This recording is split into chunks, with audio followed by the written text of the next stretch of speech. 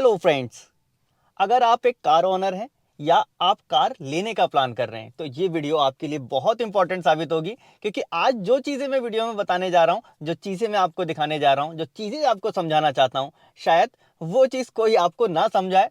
क्योंकि यहाँ सीधे सीधे बात आ जाती है ऑटोमोबाइल्स कंपनी की। तो जब बड़ी कंपनीज की बात आती है तो कोई बोलना नहीं चाहता, और जब आप ऊपर पहुंच जाते हैं, वहां से बोलना चाहते हैं, तो फिर एक लालच होता है जो आपको बोलने नहीं देता। तो आज उस सारी बाधाओं को तोड़ते हुए मैं चाहता हूं कि ये चीज आपके साथ शेयर जरूर कर दूं।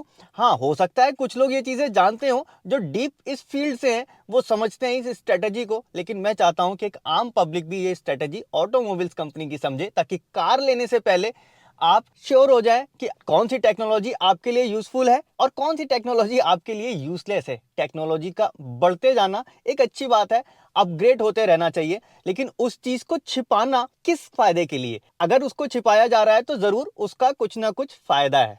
तो आज सीधे सीधे मैं बात करता हूं, हर एक कंपनी जो मार्जिन गेन करती है, जो पैसे कमाती है, वो गाड़ी को बनाने से, प्रोडक्शन करके बेचने से ज्यादा उस गाड़ी को जब सर्विस करती है, जब रिपेयर करती है, तब जाके कमाती है।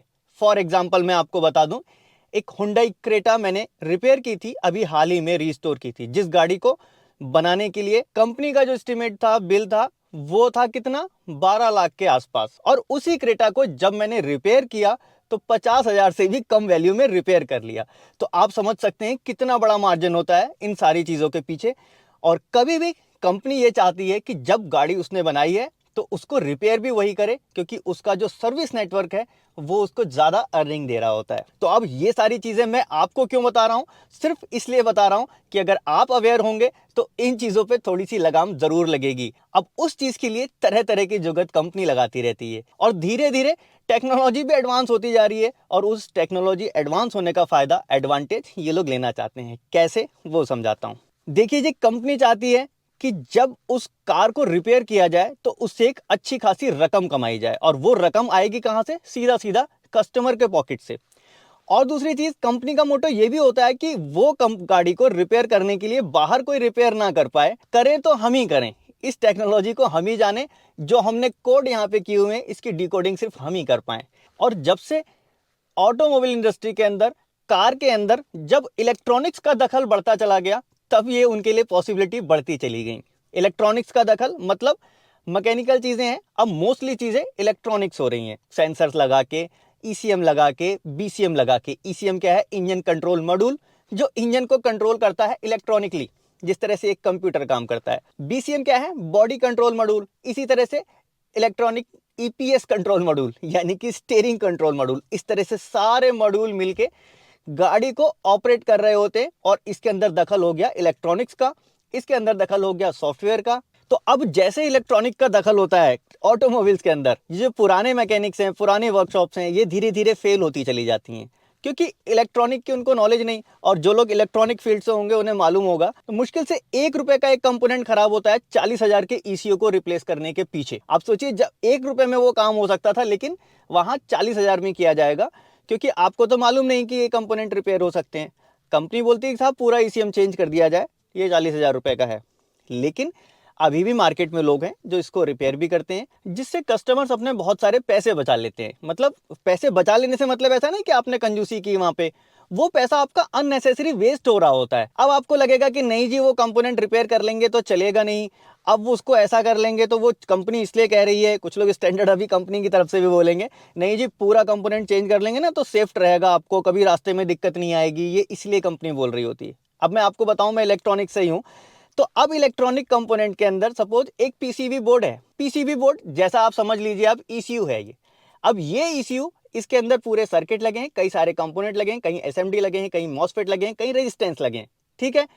अब जैसा हमारी वायरिंग के अंदर हर जगह फ्यूज दिए जाते हैं, हमारे घरों में एक फ्यूज लगा हुआ होता है साहब, कहीं शॉर्ट सर्किट होता है, कुछ होता है, तो ऐसा नहीं कि आपके सारे इक्विपमेंट घर के खराब हो गए, पूरा घर आप गिरा के नया बनाएंगे। आप देखो ना, जिस लाइन में फॉल्ट होगा उस लाइन का या तो एमसीबी गिर जाएगा, उधर का फ्यूज उड़ जाएगा। सेम वही कॉन्सेप्ट ईसीएम के अंदर होता है। ईसीएम के अंदर जितने भी लाइन है, मॉसफेट है, आईसी है, मतलब जो भी कॉस्टली आइटम्स है, उनको प्रोटेक्ट करने के लिए वहां पे फ्यूज के तौर पे एक एक रेजिस्टेंस लगी होगी। अब उस रेजिस्टेंस की वैल्यू कितनी होती है? वो रेजिस्टेंस की वैल्यू होती है मुश्किल से 1 रुपए। हमारे टाइम पे जब काम करते थे 1 रुपए की 10 मिलती थी जी। 1K की रेजिस्टेंस लेके आते थे, 1 रुपए की 10। अब उसको आप वैसे ऑनलाइन ये समझेंगे तो बहुत महंगी हुई होगी, तो 1 रुपए की 1 हुई। ठीक है। अब ईसीएम में मान लीजिए कुछ शॉर्ट सर्किट हुआ, कुछ खराबी आई, आपके सेंसर्स ने कुछ डेटा गलत दे दिया या ओवर वोल्टेज आ गई, कुछ भी ऐसा हुआ, तो ईसीएम सपोज खराब हो गया। अब ईसीएम खराब हो गया तो पूरे कंपोनेंट नहीं खराब होंगे, वहां पे जो फ्यूज के तौर पे दी गई है एक रेजिस्टेंस खराब हो जाएगी, इधर की रेजिस्टेंस जल जाएगी। रेजिस्टेंस जल गई, सिर्फ उस रेजिस्टेंस को लगाया क्यों गया था? सिर्फ प्रोटेक्शन के लिए लगाया गया था, ताकि इस आईसी को प्रोटेक्ट करे। तो उसने अपना काम किया, आईसी को बचाया, रेजिस्टेंस जल गई। अब आपको मालूम होगा कि हाँ ये रेजिस्टेंस चेंज करके ईसीएम को सही किया जा सकता है, तो आप वो सारे पैसे बचा लेंगे। और नहीं तो 40,000 रुपये, 50,000 रुपये, जो भी ईसीएम की कॉस्ट होती है वो आपको कंपनी को देनी होगी। कंपनी इसमें समय समय पे बदलाव करती रहती है। पर्पस ये होता है कि हमारी गाड़ी को हम ही करें जी।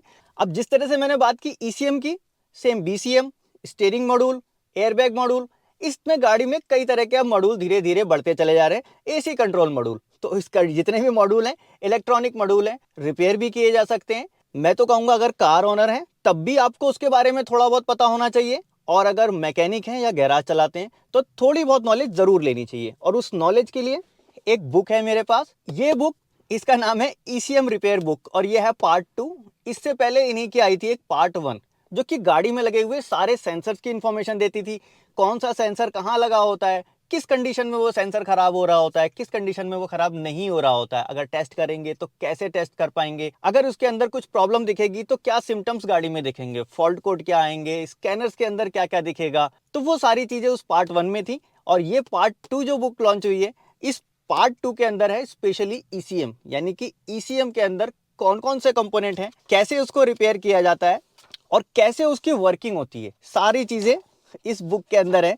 जैसे कि एक गाड़ी का ईसीएम है, ईसीएम के अंदर मॉसफेट कौन सा है और मॉसफेट काम कैसे करता है, इसके ऊपर प्रोटेक्शन कैसी होगी, अगर यहाँ पे रेजिस्टेंस होगी तो कितनी वैल्यू की होगी। तो जो इलेक्ट्रॉनिक्स वाले फील्ड के हैं वो लोग तो समझ ही रहे होंगे, लेकिन एक आम इंसान जो गाड़ी रख रहा होता है वो भी थोड़ा बहुत जरूर समझ सकता है कि ठीक है जी, अगर ये है तो इस तरह से इसको रिपेयर किया जा सकता है। और रिपेयर करें या ना करें ये डिसाइड करता है कार ओनर जिसकी गाड़ी है। और हमेशा जरूरी नहीं कि उसको नॉलेज हो, वो ये समझता है कि साहब नहीं रिपेयर करेंगे तो चलेगा नहीं, मैं कहीं रास्ते में फंस जाऊंगा, कुछ फॉल्ट आ जाएगा, रिस्क हो जाएगा, मेरी लाइफ खतरे में आ जाएगी। तो अगर थोड़ा बहुत भी इसको समझेंगे ना तो आपको समझ में आएगा कि इससे कुछ लाइफ खतरे में नहीं आने वाली, रिपेयर किया जा सकता है। और सिर्फ एक रेजिस्टेंस खराब है तो पूरे ईसीएम को बदल के क्या फायदा। और वहीं अगर मैकेनिक लोग इस चीज की तरफ अपग्रेड होंगे तो सीधे सीधे मैकेनिक का भी फायदा है, क्योंकि वो लॉन्ग टाइम तक सरवाइव कर पाएंगे। और दूसरा कस्टमर का फायदा है, जो कार ओनर हैं उनका फायदा है कि वो अपनी कार को कम पैसे में रिपेयर करा सकते हैं। कंपनियों को एक कंपटीशन मिलेगा, बाहर बहुत सारे लोग हैं जो ऐसा काम करते हैं, जो इनके कोडिंग को डिकोड करते हैं और वो सारी चीज़ों को मार्केट में बाकी दूसरे लोगों को सिखाते हैं, ताकि दूसरे लोग भी परेशान ना हो। अगर बाहर कोई गाड़ी रिपेयर होने के लिए जा रही है तो कोई मैकेनिक परेशान ना हो, वो मैकेनिक उसको भी इजीली रिपेयर कर पाए। तो इसी तरह का कुछ काम ये लोग भी कर रहे हैं। ये बुक मैंने पढ़ी, मुझे अच्छा लगा कि एक सिंपल लैंग्वेज में इलेक्ट्रॉनिक्स को समझा दिया गया। अगर इलेक्ट्रॉनिक्स फील्ड से आप नहीं भी हैं तब भी आप कम से कम वो सारी चीज़ें समझ सकते हैं, वोल्टेज कहाँ आ रही है, कहाँ नहीं आ रही है। और कई बार फॉल्ट बहुत छोटा सा होता है, किसी वायरिंग में ही फॉल्ट होता है, उस पिन में वोल्टेज नहीं आ रही है और उसी की वजह से प्रॉब्लम आ रही है, लेकिन आपको वो मालूम ही नहीं कि इस पिन में वोल्टेज कितनी आनी चाहिए, तो इस वजह से आप फेल हो जाते हैं और उसको नहीं कर पाते। तो इस बुक के अंदर इस तरह से कई डेटा दिया हुआ है कि यार 94 नंबर पिन है तो इसमें इतनी वोल्टेज आपको मिलनी चाहिए, ये पिन है तो इसके अंदर इतनी वोल्टेज मिलनी चाहिए। तो ये बुक एक तरह से अपग्रेड करने का काम कर रही है उन लोगों को जो लोग पीछे छूटते जा रहे हैं, पिछड़ते जा रहे हैं। तो मैं तो ये कहूंगा गैराज ओनर्स को या फिर कार मैकेनिक को कि आपको इस बुक को पढ़ना चाहिए। कम से कम ये पढ़ के अपनी नॉलेज को वहां तक तो अपग्रेड कर लेंगे, क्योंकि आने वाले टाइम में कंपनी इससे भी ज्यादा अपग्रेडेशन करने जा रही है। जब वो इससे ऊपर पहुंच जाएंगे तो आपने जब ए बी नहीं पढ़ा होगा तो डायरेक्ट जेड तक समझ नहीं पाएंगे, वो आपकी समझ से बाहर हो जाएगा। आप सीधे सीधे ये कहोगे गाड़ी आपके पास आई, नहीं जी इस गाड़ी का हम काम नहीं करते। इसको कोई भी आसानी से समझ सकता है, बहुत ज्यादा आपको पढ़े लिखे होने की जरूरत नहीं। हाँ पढ़ पाते हैं तो आप यहाँ तक समझ पाएंगे, क्योंकि इसके अंदर कोई ऐसी लैंग्वेज नहीं लिखी हुई जिसको आप ना समझ पाएं। अभी जैसे ये हिंदी, इंग्लिश, पंजाबी, कई तरह के लैंग्वेज में ये बुक आती है। अब लैंग्वेज किस तरह की होती है, मतलब सिंपल जैसे आप किसी से बात कर रहे हो ऐसा लिखा है। ईसीएम के अंदर सिस्टम आईसी की पहचान कैसे की, इसके पास ब्लैक कलर के डायोड लगे होते हैं। सिस्टम आईसी निम्नलिखित एक्चुएटर को कंट्रोल करती है, ईटीसी। तो मतलब इस तरह की लैंग्वेज इसमें लिखी है। तो इससे कार ओनर भी इजीली समझ सकते हैं कि हाँ क्या हो सकता है क्या नहीं हो सकता, और कार मैकेनिक्स तो इससे अपडेट हो ही पाएंगे। और दूसरी चीज, इस बुक का नाम है ECM repair book. ECM repair book मतलब कि ईसीएम को रिपेयर करने के लिए सारे टिप्स इसके अंदर दिए गए हैं कि कैसे वोल्टेज चेक करनी है, कैसे आपको मॉसफेट चेक करना है, पावर आईसी कहाँ लगी होती है, इंजेक्टर आईसी कौन सी होती है, वो सारी चीज़ें यहाँ पे दी गई हैं। लेकिन ऐसा नहीं है कि इस बुक को लेने के बाद आप पूरा किसी भी गाड़ी का ईसीएम रिपेयर कर सकते हैं। रिपेयर करना एक लॉन्ग प्रोसेस है, उसमें कई सारी चीज़ें होती हैं जो कि आपको प्रैक्टिकली करनी पड़ती हैं। तो वो प्रैक्टिकल ट्रेनिंग भी ये लोग देते हैं, और साथ में ये बुक है जिस बुक को पढ़ के कम से कम अपनी नॉलेज को वहाँ तक आप पहुँचा सकते हैं, ताकि आने वाले टाइम में जो टेक्नोलॉजी अपडेट हो, जो नए अपडेट्स आए, उनको आप इजीली समझ पाएं। और इस बुक को अगर बाय करना चाहते हैं तो स्क्रीन पे ये नंबर चल रहे हैं, यहाँ पे कॉल करके बाय कर सकते हैं। और इस बुक के राइटर हैं जसजीत जी। स्पेशली मैं अप्रिशिएट करता हूं उनके इस जज्बे को और उनके इस काम को, जो काम इस फील्ड में ये कर रहे हैं। मतलब ये काम देखने में ऐसा लग रहा होगा कि बहुत छोटा है, लेकिन इस बुक के अंदर इन्होंने अपना एक्सपीरियंस लिखा है। अपने एक्सपीरियंस से उन्होंने जो जो चीजें फेस की वो लिखा है। आने वाले टाइम में कैसे कैसे टेक्नोलॉजी आने वाली है, उस तक पहुंचने के लिए कई सारे रास्ते आपको के लिए खोल दिए हैं, ताकि आप वो चीजें पढ़ के और वहां तक समझ सकें। कोई चीज आपको रॉकेट साइंस ना लगे।